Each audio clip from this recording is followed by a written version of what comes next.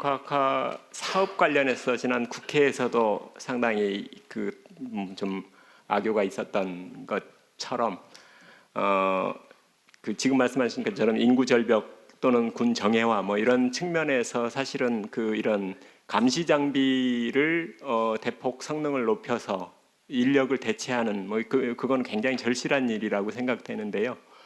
이것을 좀 더 효율적으로 하려고 그러면 우선 이걸 뭐 선으로 하냐 면으로 하냐 뭐 이런 식의 이 개념에 대한 다툼 같은 거를 조기에 협의해서 빨리빨리 정리하고 거기에 맞는 소요를 신속하게 제기하고 사업화까지 갈 수 있도록 군과 국방부, 방사청 함께 굉장히 집중적으로 좀 협의를 할 필요가 있을 거라고 생각됩니다.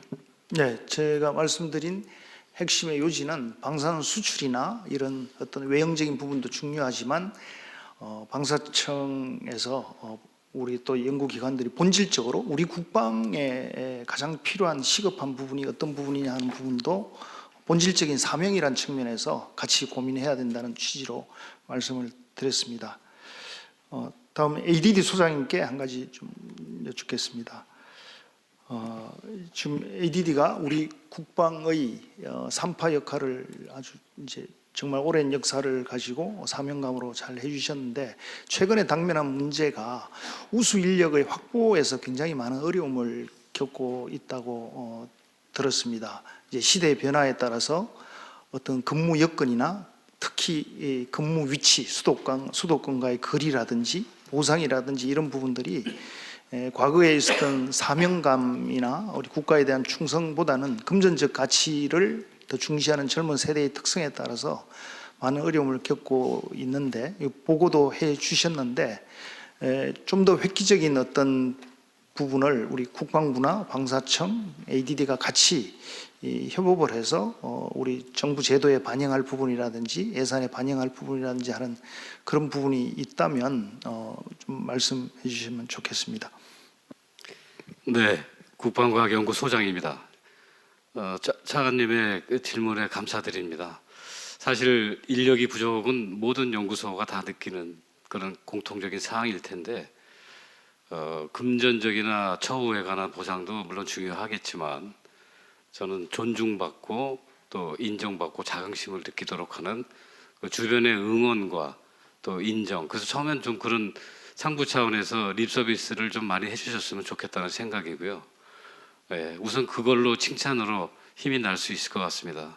현실은 그게 좀 야박한 상황이어서 그렇게 이해를 해주시고요. 두 번째는 예우에 관한 이제 문제인데 33년, 36년 이상 군인과 똑같은 그런 사명감과 헌신으로 또 무기체계 시험 평가할 때는 군인보다 더 위험한 상황이 많습니다. 그런데 퇴직할 때 아무것도 없습니다. 그래서 현재는 방위사업 청장님께 건의드려서 퇴직할 때 감사장을 수여를 하는데 저는 단계적으로 장관님께서 퇴직자들을 위해서 감사장을 수여해 주시고 향후에는 대통령님께서 퇴직자들에 대한 감사장을 수여해 주시고 그중에 특별히 좀 공적이 있거나 희생 헌신도가 큰 인원들은 선별해서 보급훈장 추서를 해주는 네. 방안을 건의드립니다. 네, 그렇게 하겠습니다. 소장님, 근데 립 서비스만 해도 됩니까? 아니 우선 아니 립 서비스만 해달라면서요. 우선 네, 그것만 해도 힘이 납니다. 네, 연구원 처우 문제가 아주 만성적이었는데 이게 지금 민간에 대비해서 상당히 좀 차이가 있지 않습니까? 근데 이것만 가지고도 뭐 직원들의 사기가 충분할 수 있겠어요?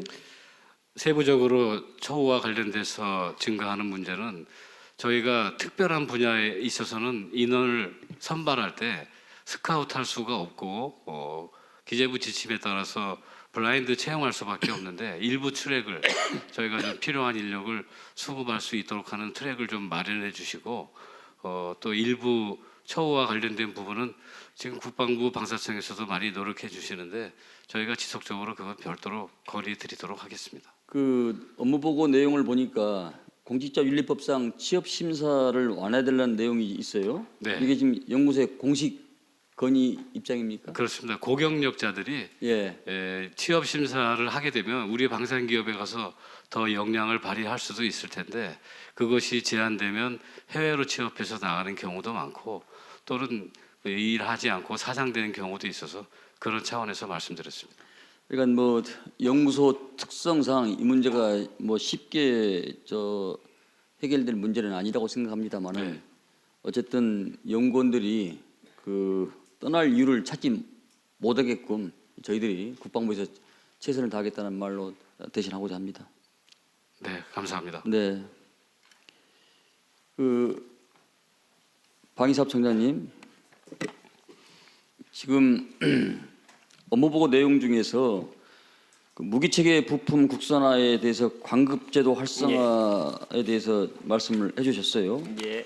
지금 창에 상당히 의지가 느껴지는 대목인데 사실 방산 4대국이 진입을 이제 하면서 대기업에서는 날개를 달고 있는 반면에 중소기업은 그야말로 그 낙수 효과도 좀 못 느끼고 있을 정도로 이렇게 상당히 천장지차로 편차가 지금 심화되어 있는데 이 문제를 좀 더 확대시켜야 된다고 생각하는데 좀 구체적인 추진 계획을 가지고 있습니까?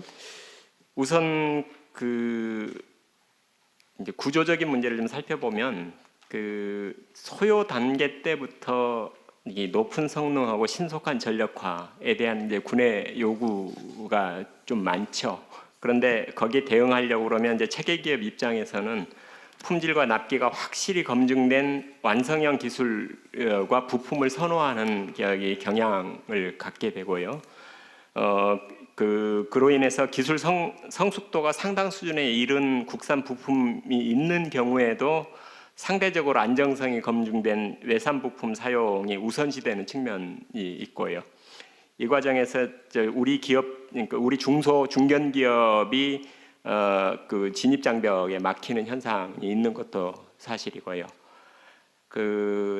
따라서 국내 기술과 납품을 늘리고 중소기업의 참여 기반을 넓히기 위해서는 국산 부품 사용을 유도하는 정책적 수단을 지금 강화할 필요가 있는데 이런 여러 방안 중에서 관급 이 제도가 상당히 유용한 제도라는 데 대한 대통령님의 인식도 그렇고 장관님 인식도 굉장히 깊이 공감을 합니다. 근데 이제 다만 관급 제도가 이런 여러 제도들을 다 커버하는 만능의 그 처방으로 오해되지는 않는 게 필요하다고 생각을 하는데요. 관급 부품이 포함된 모듈을 제공하는 경우에 사업 진행 중에 이 부분에서 문제가 생겨서 성능 미달의 문제가 발생을 하면 그 조달 자체가 지연되는 상황도 생기고요. 그러면 그 문제의 원인이 이 관급 부품에 있는지 체계 기업의 그 성능 미달에 있는지 책임 관계가 모호해지는 사태가 많이 생기고요.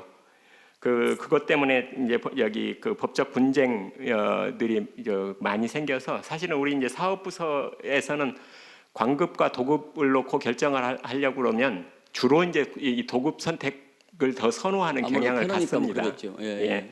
그래서 저는 이제 이 관급 제도의 리스크를 관리하면서도 이 도입을 좀 확대하는 방향으로 이제 저희 내부적인 검토를 좀 많이 하고 있는데요.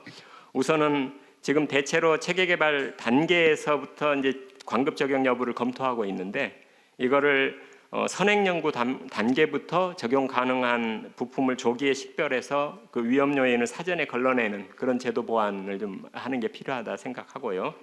둘째, 품질 보증 관련 국방기술품질원의 그 품보 활동도 지금은 양산 단계가 중심 포커스가 맞춰져 있는데 이거를 연구 개발 단계에서부터 품질 보증을 강화하는 방식으로 그 프레임 전환을 하는 게 좋겠고요. 관급 부품 적용으로 인해서 문제가 생겼을 때 체계 기업에게 이런 책임이 체계 기업의 책임인 게 분명한 경우는 뭐 체계 기업이 책임지는 게 맞겠지만 그게 모호하거나 네. 관급 부품과 사이에 연계된 것일 때는 체계 기업의 책임을 경감시켜주는 그 제도도 필요하다고 생각이 됩니다. 네. 네. 방규철 본부장님, 지금 청장님께서 말씀해 주신 것을 우리 본부장님 뒷받침을 해줘야 됩니다. 예컨대 지금 대기업에서도 체계 업체에서도 지금 OT, DT 다 통과되고 이미 국산화해서 성공한 이 제품들도 안 쓰고 있는 기업들이 있다고 얼마 전에 내가 저 신문에서 한번 봤습니다. 한 2달 전에. 근데 이런 기업이 왜 그러는지 한번 더 파악해 보십시오 한번. 예, 알겠습니다. 네. 전체적으로 대부분의 이제 이유 자체가 체개발 전체적인 과정 안에서 리스크를 갖다가 지기 싫어한다는 좀 전에 청장의 아니 말씀과 그러니까 같은 그 이미 다 원인. 국내에서 저 전력화되어 있고 국산화되어 있는데 불구하고 이런 업체에 대해서는 박이사업청에서 반발 더 앞서가지고 선행적으로 그걸 좀 제재를 해야 되지 않아요? 그렇지 않고서야 말로만 국산화 해봤자 무슨 소용이 있습니까? 예, 그래서 이제 저희들이 적극적으로 한번 그 선행 연구 단계부터 관급을 할 수 있는 부분들을 좀 더 살펴보고 좀 더 그런 방안들에 대해서 검토를 하고 얼마 있습니다. 전에 한 2달 전에 신문에서 저 산업문 뉴스에서 봤는데 그런 기업들이 지금 버젓이 있다는 이런 얘기예요. 그래서 이런 제도를 좀 더 활성화, 확대 생산해야 되겠다는 말씀을 드리고요. 앞으로 우리가 한 5, 6년 후까지는 우리가 이제 수출로 먹고 사는데 이제 유럽이 이제 냉전이 종식되면서 유럽 벨트가 움직이면서 우리가 한계점에 올 수가 있어요. 그래서 지금 첨단 항공 엔진이 나는 이제 가장 우리가 마지막 퍼즐을 맞추는 거라고 생각되는데 이 R&D 분야에 대해서도 기술 주권 확보에 대해서도 좀 더 가열차게 해주시기 바랍니다. 모든 사람들이 KF21 보람의 삶이 힘들다 할 때 우리가 가서 선고하지 않았습니까? 이것은 눈에 들어간 지식은 누가도 빼갈 수가 없다는 것입니다. 그러니까 이런 부분에 앞으로 우리가 현재에 만족하지 말고 5, 6년 후에 우리가 먹고 살 먹거리에 대해서 더 청에서는 미래 전략팀에서도 좀 더 박차를 가주시기를 당부 말씀드립니다.